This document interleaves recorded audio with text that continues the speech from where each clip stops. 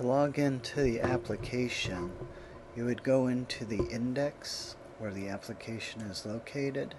This is for internal users only.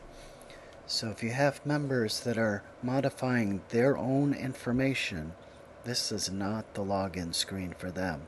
This gives access to almost all of the functionality of the CRM system. So we have here an area that's set up by parameters, which is an area that you'll want to watch, and this is a parameter also. And then there's this help, which will give you some information.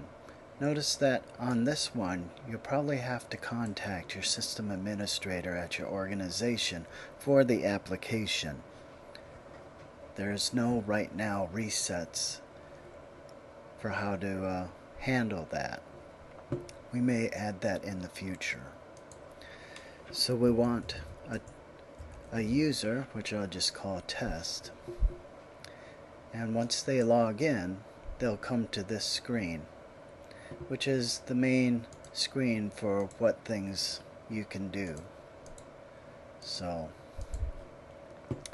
this is also parameter. Usually you can use that to announce like upcoming meetings that users of this application should know about, or events, or items that need to be purchased, or things like that. It's mostly just a welcome message that you want the entirety of this user population to know about.